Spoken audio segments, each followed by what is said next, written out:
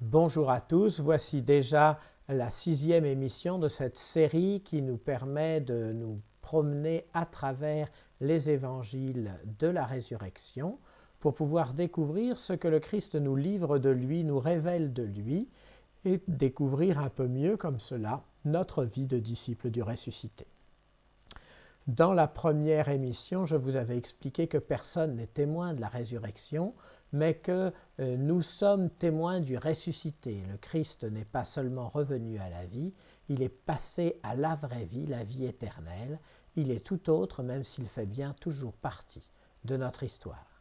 La deuxième émission, avec l'apparition à Marie-Madeleine, nous permettait d'ailleurs de voir que si nous nous convertissons, nous pouvons être unis à lui, même dans sa résurrection, et participer, du coup, de cette résurrection.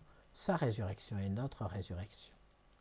Ensuite nous avons suivi les disciples d'Emmaüs et nous avons vu Jésus qui se fait proche, Jésus qui ouvre le sens des Écritures à ses disciples, Jésus qui partage le pain avec eux et se révèle à eux. Il est celui qui accomplit les Écritures, qui vient jusqu'à nous pour nous permettre de les comprendre, de les connaître et ainsi de le reconnaître, lui le Sauveur. La 4e de ces émissions nous a permis de découvrir les disciples qui reçoivent tout de Jésus. Il vient, il leur donne la paix, il leur donne l'Esprit Saint.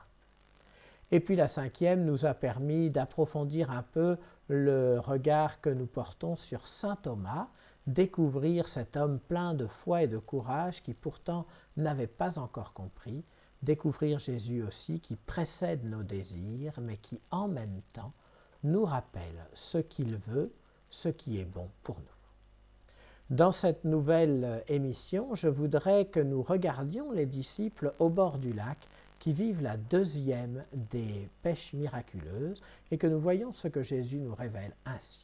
Je commence par vous lire le texte qui est au chapitre 21 de l'évangile de Saint Jean.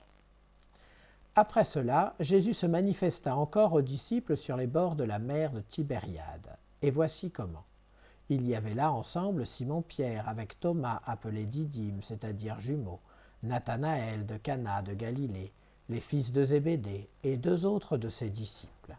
Simon-Pierre leur dit « Je m'en vais à la pêche ». Ils lui répondent « Nous aussi, nous allons avec toi ». Ils partirent et montèrent dans la barque. Or, cette nuit-là, ils ne prirent rien. Au lever du jour, Jésus se tenait sur le rivage, mais les disciples ne savaient pas que c'était lui. Jésus leur dit « Les enfants, auriez-vous quelque chose à manger ?» Ils lui répondirent « Non ». Il leur dit « Jetez le filet à la droite de la barque, et vous trouverez. » Ils jetèrent donc le filet, et cette fois ils n'arrivaient pas à le tirer tellement il y avait de poissons. Alors, le disciple que Jésus aimait dit à Pierre « C'est le Seigneur ». Quand Simon-Pierre entendit que c'était le Seigneur, il passa un vêtement, car il n'avait rien sur lui, et il se jeta à l'eau. Les autres disciples arrivèrent, en barque, traînant le filet plein de poissons. La terre n'était qu'à 100 de mètres. Une fois descendus à terre, ils aperçoivent disposé là un feu de braise avec du poisson posé dessus et du pain. Jésus leur dit « Apportez donc de ces pains que vous venez de prendre. » Simon-Pierre remonta et tira jusqu'à terre le filet plein de gros poissons. Il y en avait 153, et malgré cette quantité, le filet ne s'était pas déchiré. Jésus leur dit alors « Venez, mangez. » Aucun des disciples n'osait lui demander « Qui es-tu » Il savait que c'était le Seigneur. Jésus s'approche, il prend le pain et le leur donne, et de même pour le poisson. C'était la 3e fois que Jésus ressuscité d'entre les morts se manifestait à ses disciples. Voilà un texte magnifique que nous connaissons bien, et je voudrais attirer votre attention sur plusieurs choses. La première, c'est Jésus est là, au bord du lac, mais il ne savait pas que c'était lui. Une fois de plus, les disciples ne reconnaissent pas Jésus. Nous l'avons vu précédemment, ils reconnaissent Jésus avec les yeux de la foi. Et ça veut dire, puisqu'ils ne reconnaissent pas Jésus, que leur foi est prise en défaut. Comment ça se fait ? Il suffit de regarder la scène. Hein. La scène, c'est Pierre qui est au bord du lac et qui dit « Je vais à la pêche ». Et les autres disent « On va avec toi ». Qu'est-ce que c'est cette scène-là ? Mais c'est la même que la scène au début de l'Évangile, quand les disciples n'ont pas reconnu Jésus. C'est la même scène qu'au début de la première des pêches miraculeuses. Les disciples vont à la pêche, il y a Pierre et André dans une barque, il y a Jacques et Jean dans l'autre, et puis ils pêchent, ils ne prennent rien. Et puis Jésus monte dans la barque, il prêche, et puis il dit jette à droite, et puis Pierre lui dit mais on n'a rien pris, et finalement c'est la pêche miraculeuse, la première. Donc là on est exactement dans la même situation. Ça veut dire que les disciples ils sont dans l'état où ils étaient avant d'avoir rencontré Jésus. Leur foi est prise en défaut. Et du coup ils ne reconnaissent pas Jésus. Mais Jésus est plein de douceur. Et du coup, il va utiliser le signe qu'il a déjà fait pour eux pour leur permettre d'entrer dans cette foi. Les enfants, avez-vous quelque chose à manger? Non, jetez à la droite et vous trouverez. Ils jettent et là, c'est plein de poissons. Et du coup, et c'est là qu'on voit qu'en fait, on n'est pas dans la même scène. Du coup, Jean va dire à Pierre, c'est le Seigneur, et Pierre va reconnaître tout de suite à la parole de Jean. Ça veut dire que les 3 ans qu'ils ont passés avec Jésus, ça veut dire que la mort et la résurrection du Christ, ça veut dire que la première apparition n'ont pas été vains. Tous ces événements-là ont permis de préparer leur cœur, qui fait que même s'ils sont pris en défaut, dès que le Seigneur leur donne un signe, dès que le Seigneur les aide un peu, aussitôt, leur foi renaît. D'ailleurs, il y a un certain nombre de différences. On voit qu'il n'y a plus qu'une barque. Ils ne sont pas divisés. Avant, il y avait Pierre et André dans une, Jacques et Jean dans l'autre. Et puis, on voit qu'ils sont plus nombreux. Il y a aussi Thomas, il y a aussi Nathanaël, il y a aussi 2 autres disciples. Et puis, et la chose la plus intéressante, c'est que Simon-Pierre, dans la première apparition, tombe à genoux et dit « Éloigne-toi de moi ». Alors que là, il prend un vêtement et il se précipite à l'eau pour aller vers Jésus. Il n'y a plus de crainte, il n'y a plus d'inquiétude. Il n'y a plus Simon-Pierre qui se reconnaît un homme pécheur, mais il y a un disciple empressé qui se précipite vers Jésus. C'est magnifique.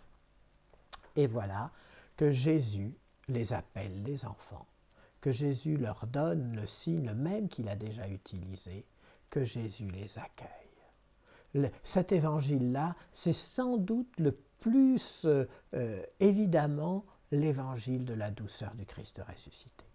Je vous ai dit déjà qu'avec Thomas, il a précédé ses désirs, il l'a comblé et en même temps il l'a corrigé. Là, on voit, il les appelle mes enfants, il leur donne le poisson qu'ils cherchaient. Et puis quand ils sont à terre, il les accueille et dit « Venez manger ». Et en même temps, allez prendre un peu du poisson que vous aviez pris. Ah, ça, c'était pas dans la première.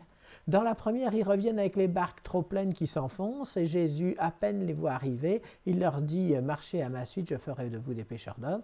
Ils abandonnent tout et donc la pêche miraculeuse, elle servira à d'autres.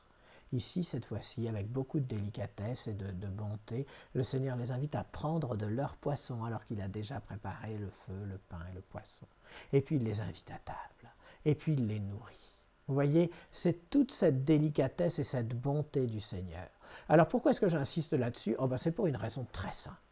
C'est que je suppose que vous, comme moi, il vous arrive parfois que votre foi soit prise en défaut.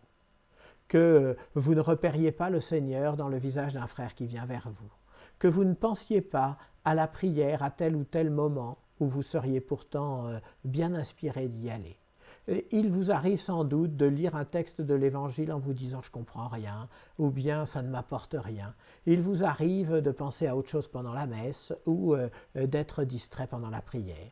J'en suis à peu près sûr parce que je vis ça moi aussi, et que je pense que tout être humain est un peu pareil. Il y en a qui savent beaucoup mieux prier que moi, ça c'est certain, mais malgré tout, je sais que nous sommes tous distraits. Vous voyez, il y avait une petite histoire très amusante de saint François de Sales qui expliquait qu'on ne pouvait même pas dire à notre Père sans distraction. Alors un homme qui était là a été très, très chagrin de ça et il lui a dit que ce n'était pas vrai. Alors il lui a dit, si vous dites le Notre Père sans aucune distraction, je vous offre mon cheval. Et l'homme a dit, d'accord, il se met à genoux, il commence, Notre Père qui es aux cieux, puis il se retourne vers saint François de Sales et il lui dit, avec ou sans la bride? Vous voyez, une phrase et puis il était déjà distrait. Eh bien, je crois que nous sommes tous comme ça. Et ce que nous montre cet évangile, c'est que Jésus ne se formalise pas, ne s'inquiète pas de nous prendre en défaut. Mais au contraire, quand il voit que notre foi est prise en défaut, que notre piété est prise en défaut, avec beaucoup de douceur et de délicatesse, il va nous rejoindre là où nous sommes pour nous permettre de le rejoindre là où il est. Et le désir du Seigneur, c'est que quelle que soit la faiblesse de notre foi et de notre charité, de notre amour pour lui, il puisse aller jusqu'à nous et nous emmener jusqu'à lui, qu'il puisse nous permettre, malgré notre péché, notre faiblesse, de découvrir sa bonté, son amour et d'avoir part avec lui. Je sais que le Seigneur est sauveur. Je sais que le Seigneur m'aime.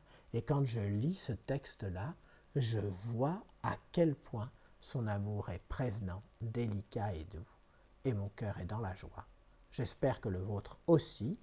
Bon dimanche et à très bientôt.